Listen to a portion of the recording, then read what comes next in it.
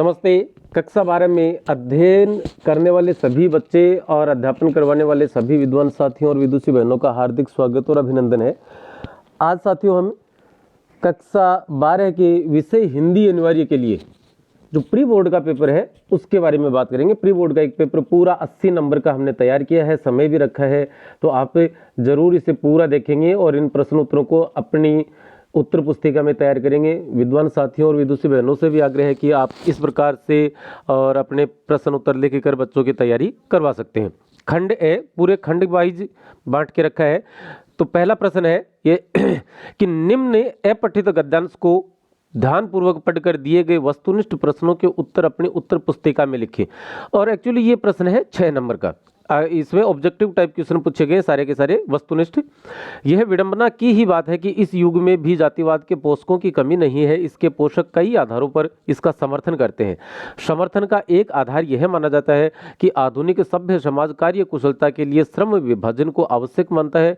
चूंकि जाति प्रथा भी श्रम विभाजन का ही एक रूप है, इसलिए इसमें कोई बुराई नहीं है। इस तर्क के संबंध में पहली बात तो यही आपत्तिजनक है कि जाति प्रथा श्रम विभाजन के साथ साथ श्रमिक विभाजन का भी रूप लिए हुए है।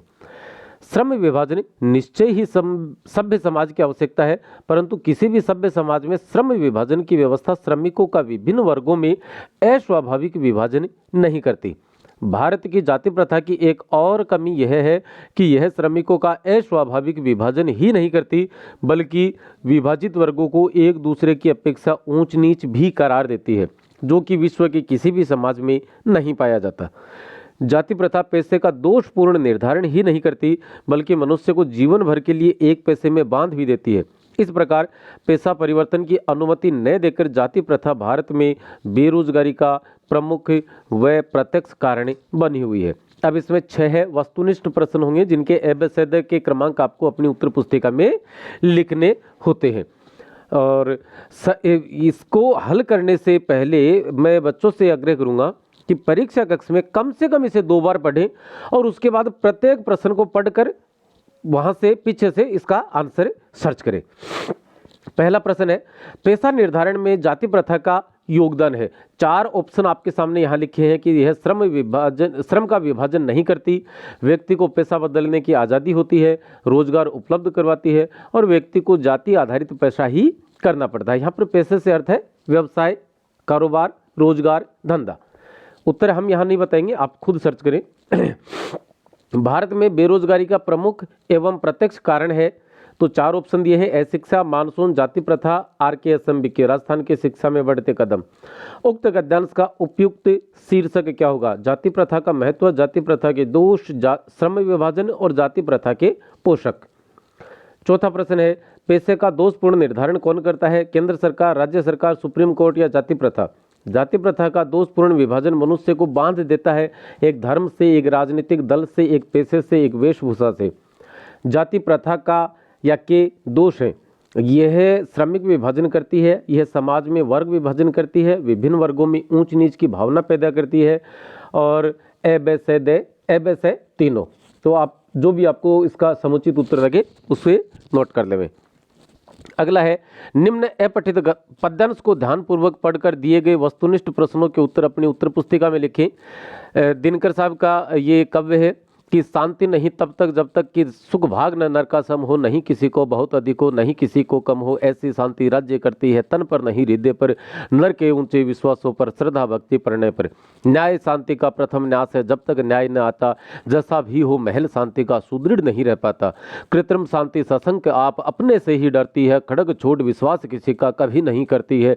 स्वत्व मांगने से न मिले तो लड़के तेजस्वी छीनते समर को, जीत या कि खुद मर के, किसने कहा पाप है समुचित, प्राप्ति हित लड़ना, उठा न्याय का खड़ग समर में अभय मारना मरना। इसमें से भी वही 6 ऑब्जेक्टिव टाइप क्वेश्चन है। कवि ने स्थायी शांति किसमें बताई है? तलवार में, सुख के साधनों के समान विभाजन में, युद्ध में, मरने मारने में, या इनमें से कोई नहीं। शांति का प्रथम न्यास बताया है, युद्ध को, अन्याय को, न्याय को या तलवार को। मानव हृदय पर कैसी शांति राज्य करती है? कृत्रिम शांति, अन्यायपूर्ण शांति, सुख के साधनों का समान विभाजन करने वाली शांति, या युद्ध में विजय प्राप्त कर स्थापित की गई शांति। कैसी शांति सशंक होकर स्वयं से डरती है?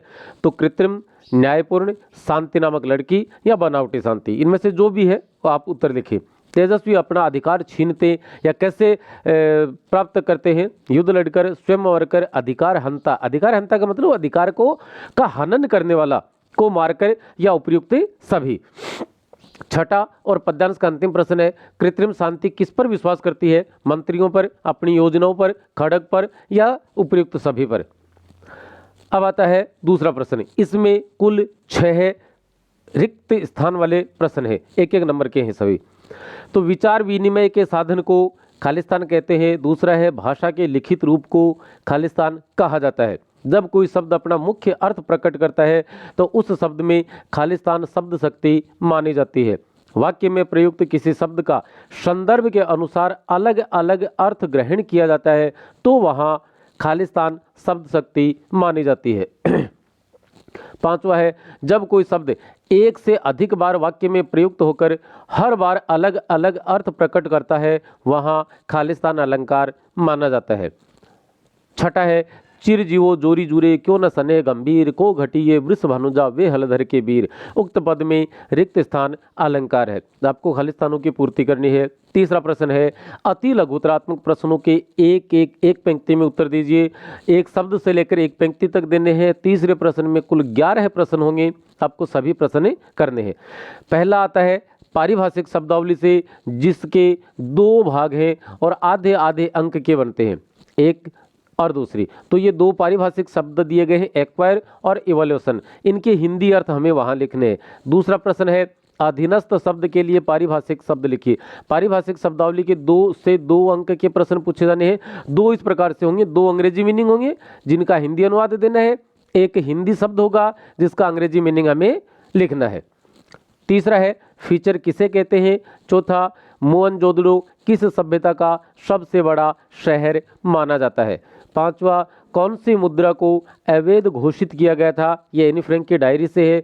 लेखक के पिता जल्दी कोल्हू क्यों चलाते थे? यशोधर बाबू घर देर से क्यों जाते थे या लौटते थे? ग्रिड प्लान किसे कहा जाता है? एन फ्रैंक ने अपने डायरी किसे संबोधित करके लिखी?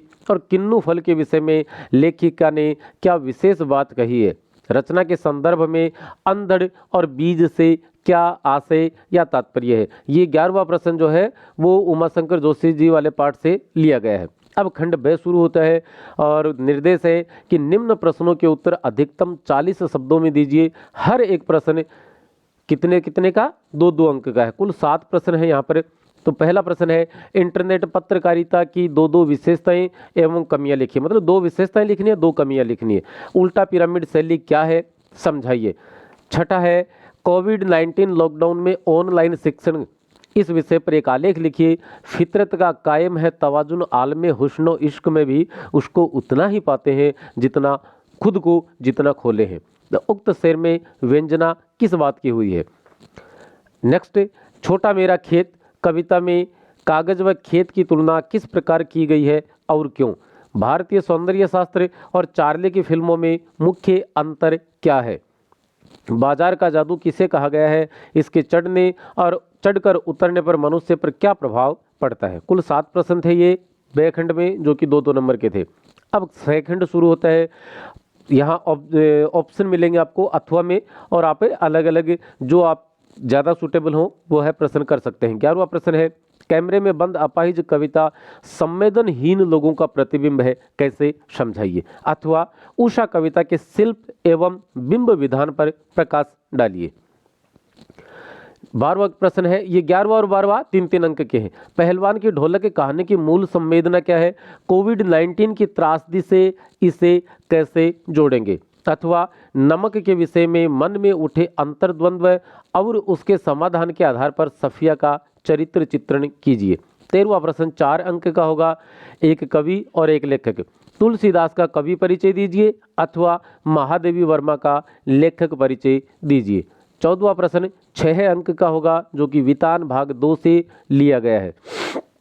एनी फ्रैंक की डायरी को विश्व प्रसिद्ध ऐतिहासिक दस्तावेज क्यों माना जाता है? अथवा सिंधु सभ्यता साधन संपन्न तो थी पर उसमें भव्यता का आडंबर नहीं था, सिद्ध कीजिए। 15वां प्रश्न है, व्याख्या है, कि जाने क्या रिश्ता है, जाने क्या नाता है, जितना भी उंडेलता हूँ भर भर फिर आता है। दिल में क्या झरना है, मीठे पानी का सोता है। भीतर वह, ऊपर तुम, मुस्काता चांद जो धरती पर रात भर, मुझ पर त्यों तुम्हारा ही खिलता वह चेहरा है। अथवा बार बार गर्जन वर्षण है मूसलधार, हृदय थाम लेता संसार, सुन सुन घोर ब्रज हूँ वज्र हुंकार, असनी पात से सापित उन्नत सत सतवीर, क्षत विक्षत हत अचल शरीर, गगन स्पर्शी स्पर्धा धीर, हंसते हैं छोटे पौधे लघुवार, सस्य अपार। ये यहाँ देखिएगा, यहाँ से थोड़ा सा हिस्सा इधर ले लिया ताकि पेपर की भी बचत हो जाए। सस्य अपार हिल हिल खिल खिल, हाथ हिलाते तुझे बुलाते, विप्लव रव से छोटे ही हैं शोभा पाते। इनकी सह प्रसंग व्याख्या करनी है और ये प्रश्न 2+4 अंक का है। 16वां प्रश्न है, निम्न गद्यांश की सह प्रसंग व्याख्या कीजिए कि मेरा आदर्श समाज स्वतंत्रता, समता व भ्रातृता पर आधारित होगा। क्या यह ठीक नहीं है? भ्रातृता अर्थात भाईचारे में किसी को क्या आपत्ति हो सकती है? किसी भी आदर्श समाज में इतनी गतिशीलता होनी चाहिए जिससे कोई भी वांछित परिवर्तन समाज के एक छोर से दूसरे छोर तक संचारित हो सके। सामाजिक जीवन में अबाध संपर्क के अनेक साधन व अवसर उपलब्ध रहने चाहिए। तात्पर्य यह है कि दूध पानी के मिश्रण की तरह भाईचारे का यही वास्तविक रूप है और इसी का दूसरा नाम लोकतंत्र है। क्योंकि लोकतंत्र केवल शासन की एक पद्धति ही नहीं है, बल्कि यह लोकतंत्र मूलतः सामूहिक जीवनचर्या की एक रीति तथा समाज के सम्मिलित अनुभवों के आदान प्रदान का नाम है। इसमें यह आवश्यक है कि अपने साथियों के प्रति श्रद्धा व सम्मान का भाव हो। अथवा चार्ली का चमत्कार यही है कि उनकी फिल्मों को पागल खाने के मरीजों, विकल मस्तिष्क के लोगों से लेकर आइंस्टाइन जैसे महान प्रतिभा वाले व्यक्ति तक कहीं एक स्तर पर तो कहीं सूक्ष्मतम रसास्वादन के साथ देख सकते हैं। चैपलिन ने न सिर्फ फिल्म कला को लोकतांत्रिक बनाया बल्कि दर्शकों की वर्ग एवं वर्ण व्यवस्था को तोड़ा है। यह अकारण नहीं है कि जो भी व्यक्ति समूह या तंत्र गैर बराबरी मतलब असमानता नहीं मिटाना चाहता, वह अन्य संस्थाओं के अलावा चैपलिन की फिल्मों पर भी हमला करता है। चैपलिन भीड़ का वह बच्चा है जो इशारे से बतला देता है कि राजा भी उतना ही नंगा है जितना मैं हूँ, और भीड़ हंस देती है। कोई भी शासक या तंत्र जनता का अपने ऊपर हंसना पसंद नहीं करता। 17वां प्रश्न जो कि 4 अंक का है कि 7 नए जिलों की घोषणा के आशय हेतु एक अधिसूचना जारी कीजिए।